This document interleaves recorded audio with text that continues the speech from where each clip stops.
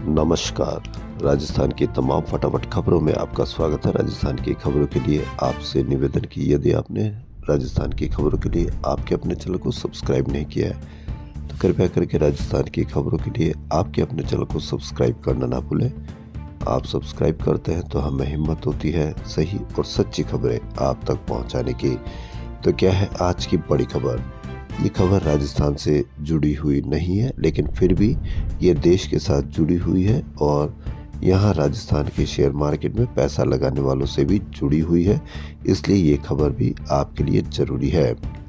दुनिया के 18वें व देश के दूसरे सबसे अमीर व्यक्ति गौतम अडानी के खिलाफ न्यूयॉर्क की फेडरल कोर्ट ने गिरफ्तारी वारंट जारी किया है।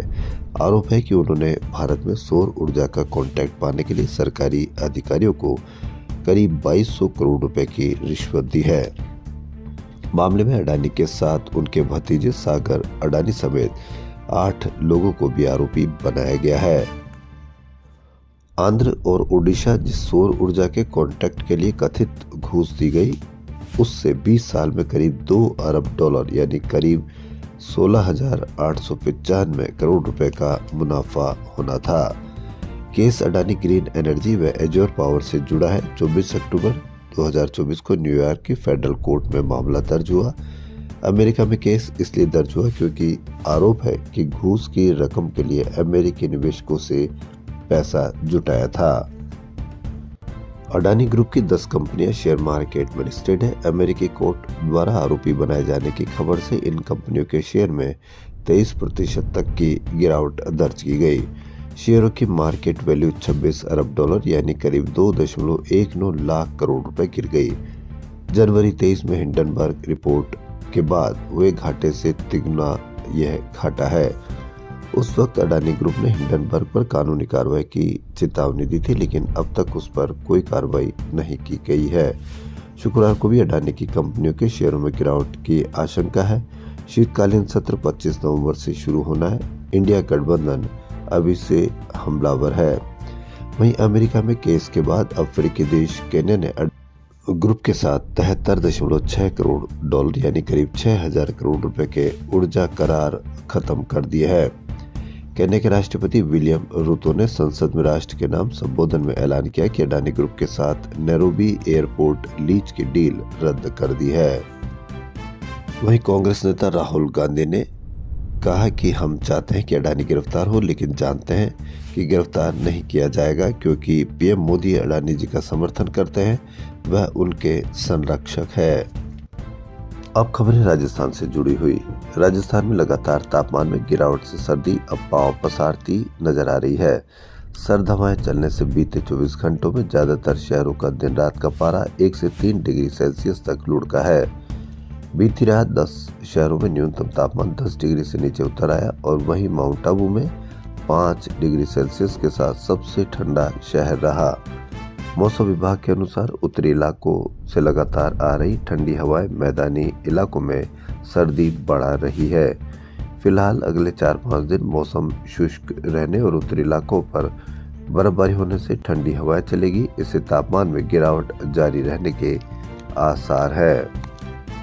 नई दिल्ली में बीकानेर हाउस की संपत्ति कुर्क के मामले में राज्य सरकार की ओर से पैरवी में लापरवाही बरती गई। इस मामले में कई तारीखों पर राज्य सरकार की ओर से कोई पैरवी के लिए पेश नहीं हुआ।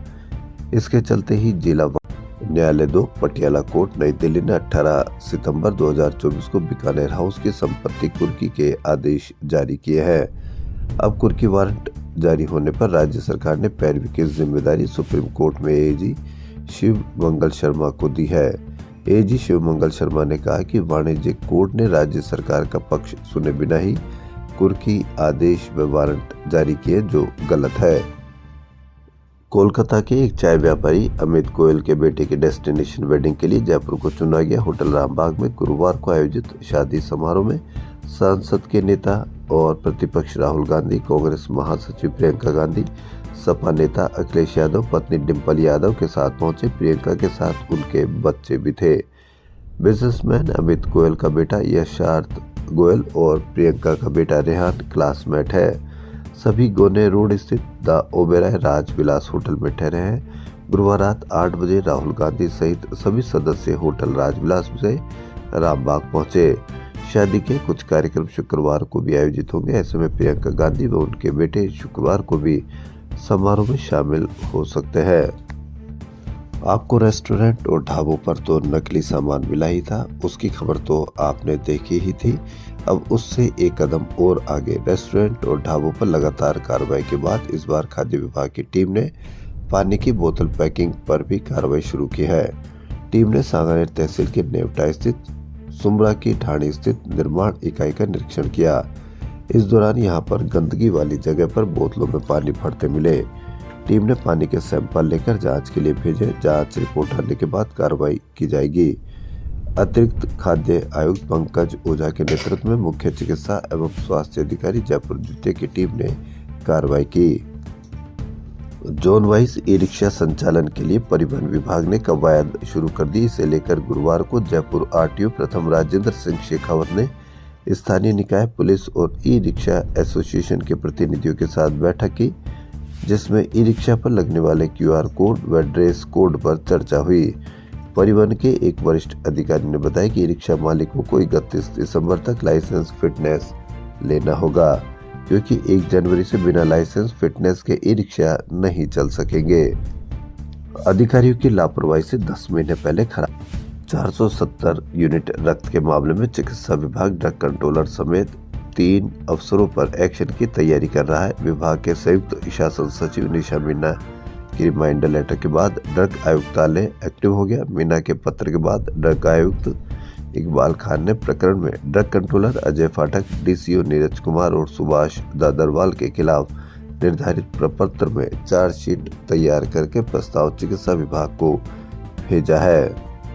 अन्नदाता को फिर DAP व यूरिया के लिए परेशान होना पड़ रहा है। भरी सर्दी में पहले रात भर टोकन के लिए लाइनों में लगना, फिर वितरण केंद्र पर धक्के खाना। कभी आधे लोगों को टोकन नहीं मिला तो कभी दुकान से खाली हाथ ही लौटना पड़ रहा है। भीड़ में झगड़े, खींचतान, पुलिस के बरसते डंडे वो अलग। बारा हो या भीलवाड़ा, श्री गंगानगर हो या हनुमानगढ़, कोटा, डीग, बीकानेर या जयपुर, हर जगह हालात ऐसे ही हैं अन्नदाताओं के साथ। कृषि विभाग का इसका कारण इजरायल युद्ध के कारण आपूर्ति में देरी बता रहा है, लेकिन परिणाम यह है कि राजस्थान में 119 लाख हेक्टेयर रबी फसलों की बुआई का लक्ष्य है और अब तक बुआई करीब आधी यानी 57% यानी 68 लाख हेक्टेयर में ही हो पाई है। 40 लाख हेक्टेयर सरसों, 32 लाख हेक्टेयर गेहूं, 22 लाख हेक्टेयर चने की बुआई का लक्ष्य है, लेकिन 30 लाख हेक्टेयर में सरसों व 12 लाख हेक्टेयर में गेहूं की बुआई हो पाई है। झुंझुनू के सबसे बड़े राजकीय BDK अस्पताल में डॉक्टरों की बड़ी लापरवाही सामने आई। डॉक्टरों ने जिंदा व्यक्ति को मृत घोषित कर मोर्चरी में शिफ्ट कर दिया। उसे 2 घंटे डीप फ्रीज में भी रखा गया। हद यह है कि बिना पोस्टमार्टम किए ही रिपोर्ट भी दे दी। इस लापरवाही का खुलासा तब हुआ जब शमशान घाट में उसके शरीर में हलचल हुई। सामने आया कि बगड़ पुलिस की तहरीर पर डॉक्टर मील ने पोस्टमार्टम किया और उसके बाद शव समिति के सदस्यों को सुपुर्द किया गया। शमशान में सांसें लौटी तो आनन फानन में उसे दोबारा BDK अस्पताल लाया गया।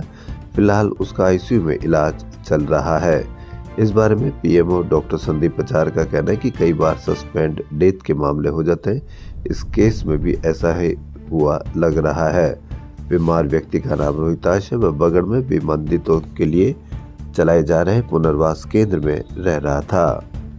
वरिष्ठ IAS अधिकारी खिल्लीराम मीना को केंद्र सरकार ने मिजोरम का नया मुख्य सचिव नियुक्त किया है।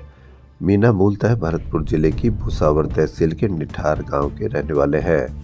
वर्ष 1993 बेच के केंद्र शासित प्रदेश कैडर के IAS की नियुक्ति का आदेश गुरुवार को केंद्रीय गृह मंत्रालय की ओर से जारी किया है। इधर राजस्थान को अब एक और महिला IAS अधिकारी मिल गई है। कनिष्ठ लेखाकार एवं तहसील राजस्व लेखाकार भर्ती के अभ्यर्थी गुरुवार को राजस्थान कर्मचारी चयन बोर्ड कार्यालय पहुंचे। इस दौरान उन्होंने भर्ती की न्यायिक बाधाओं को दूर कर अंतिम परिणाम जारी करने की मांग उठाई। अभ्यर्थियों ने कहा कि परिणाम जारी नहीं होने से वह आर्थिक व मानसिक परेशानी से गुजर रहे हैं। बोर्ड को इस मामले पर गंभीरता बरतनी चाहिए। उन्होंने कहा कि हम हमारा हक मांग रहे हैं। JRA भर्ती को जल्द पूरा किया जाए। बोर्ड अध्यक्ष आलोक राज अभ्यर्थियों के बीच पहुंचे। उन्होंने अभ्यर्थियों की पीड़ा को ध्यान से सुना और सकारात्मक आश्वासन दिया। उन्होंने कहा कि हम इस भर्ती में अभ्यर्थियों को राहत दिलाने का प्रयास कर रहे हैं। हाल ही मैं भी प्रयास कर रहा हूँ और आगामी सुनवाई के दौरान मैं खुद कोर्ट में उपस्थित रहूंगा। राजस्थान के अंग्रेजी माध्यम के महात्मा गांधी राजकीय स्कूलों को 5 महीने बाद भी शिक्षक नहीं मिले। यहाँ शिक्षकों की पोस्टिंग के लिए ली गई परीक्षा का परिणाम अब तक जारी नहीं हुआ है। प्रदेश में संचालित 134 विवेकानंद मॉडल स्कूल और 3,737 महात्मा गांधी इंग्लिश मीडियम स्कूलों में शिक्षकों के करीब 17,500 पद खाली पड़े हैं। इन पदों को भरने के लिए सेवारत शिक्षकों से आवेदन भराए गए थे और 25 अगस्त को चयन के लिए परीक्षा का आयोजन भी किया जा चुका है, लेकिन परिणाम अटका हुआ है।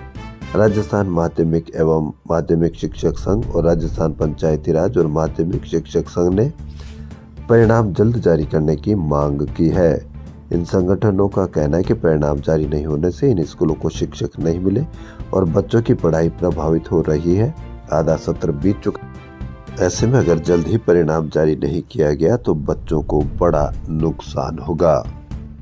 राजस्थान में बिना वाहन आए और उनकी जांच के बिना ही फिटनेस प्रमाण पत्र जारी करने में फिटनेस सेंटर्स तो पहले से ही बदनाम है, लेकिन अब नए अत्याधुनिक तकनीकी वाले ऑटोमेटेड टेस्टिंग स्टेशंस यानी एटीएस की कार्यशैली को लेकर भी सवाल उठने लगे हैं। राजस्थान में जयपुर और किशनगढ़ में एक एटीएस बनाए गए। इसमें किशनगढ़ स्थित मरुधरा एटीएस पर बिना वाहन जांच के ही प्रमाण पत्र जारी करने का मामला सामने आया है। परिवहन विभाग से जुड़े सूत्रों की माने तो एटीएस पर बुधवार को 46 वाहनों के फिटनेस प्रमाण पत्र बनाए गए, जबकि महज 11 वाहन ही एटीएस पर जांच के लिए पहुंचे थे। इसमें खास बात यह है कि गुजरात की एक गाड़ी GJ12BZ6365 बुधवार को एटीएस में 10 से अधिक बार चक्कर काटती रही, जबकि इसकी गुजरात के कच्छ से 19 नवंबर को ही फिटनेस जारी हो चुकी है। ये दैनिक भास्कर की बड़ी खबर। एसएमएस अस्पताल जयपुर में कंप्यूटर नेविगेशन तकनीक से जोड़ व प्रत्यारोपण की सुविधा प्रारंभ कर दी है, जिससे मरीजों के इलाज में समय की बचत के साथ साथ ब्लीडिंग भी नहीं होगी और अस्पताल से भी जल्दी डिस्चार्ज किया जा सकेगा। कंप्यूटर नेविगेशन तकनीक का शुभारंभ गुरुवार को एसएमएस मेडिकल कॉलेज के प्राचार्य डॉक्टर दीपक माहेश्वरी और अस्पताल अधीक्षक डॉक्टर सुशील भाटी ने किया। अस्पताल के अस्थि रोग विभाग के अध्यक्ष डॉक्टर आर.सी. वंशीवाल ने बताया कि जोड़ व प्रत्यारोपण के मरीजों की संख्या में दिनों दिन इजाफा हो रहा है। ऐसे में मरीजों को नई तकनीक से इलाज में फायदा मिलेगा। मुख्यमंत्री भजन लाल शर्मा ने गुरुवार को सार्वजनिक निर्माण विभाग और पर्यटन, कला एवं संस्कृति विभाग की समीक्षा बैठक ली। राजस्थान में सड़कों की घटिया क्वालिटी पर सीएम ने नाराजगी जताई और सख्ती से बोले कि सड़क निर्माण कार्यों में गुणवत्ता के लिए निरंतर जांच हो, क्वालिटी में कमी पाए जाने पर जिम्मेदारों पर कार्रवाई की जाए। सीएम ने कहा कि प्रदेश में आवागमन को सरल और सुगम बनाने के लिए गुणवत्तापूर्ण सड़कों का निर्माण हो। इसके लिए पीडब्ल्यूडी, सड़क निर्माण व संधारण सहित महत्वपूर्ण प्रोजेक्ट्स के निर्माण कार्यों की पूर्ण जिम्मेदारियों के साथ समय पर पूरा करे। राजस्थान की 7 विधानसभा सीटों के 23 नवंबर को परिणाम के बाद कांग्रेस में बदलाव संभव है। कांग्रेस के स्टेट और जिला स्तर, ब्लॉक स्तर के नेताओं की धड़कनें बढ़ी हुई है। पीसीसी ने हाल ही में 100 से ज्यादा नेताओं की सूची दिल्ली भेजी। ऐसे नेता जिनकी 2023 विधानसभा 2024 के लोकसभा चुनाव में सक्रिय भागीदारी नहीं रही, पार्टी के खिलाफ गए गुटबाजी की नतीजों के बाद एआईसीसी 100 से अधिक नेताओं पर कार्रवाई कर सकती है। बताया जा रहा है कि पीसीसी से 2 चरण में सूची आ चुकी है। अभी पीसीसी में 91 सचिव और 48 महासचिव है। कई नेताओं की नियुक्ति 5 साल के समय में हुई। ऐसे नेताओं को हटाने के संकेत पूर्व मंत्री अशोक चांदना ने भी दिए थे। वहीं लोकसभा में नेता प्रतिपक्ष राहुल गांधी के जयपुर आगमन पर पूर्व सीएम अशोक गहलोत के साथ अलग ही केमिस्ट्री नजर आई।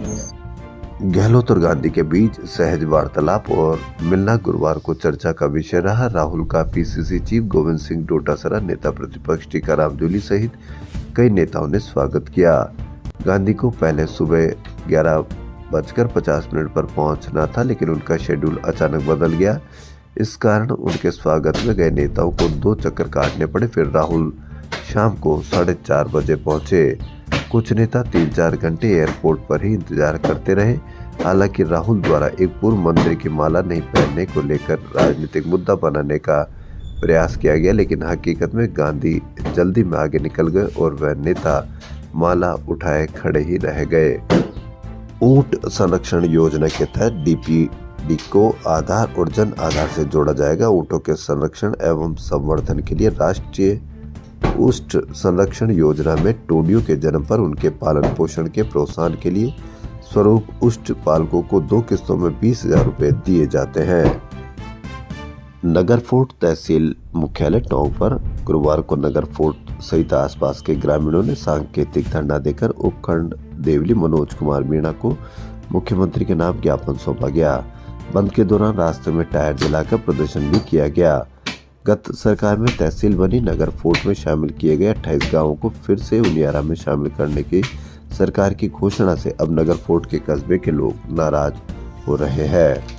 अब देखना यह है कि जिलों में और इस तरह से तहसीलों में शामिल होने पर किस तरह से जनता इसका असर होता है और किस तरह से रिएक्ट करती है। खबरों फिलहाल इतना ही। यदि आपको राजस्थान की खबरें पसंद आ रही है तो आपके अपने चैनल को सब्सक्राइब करना ना भूलें। धन्यवाद।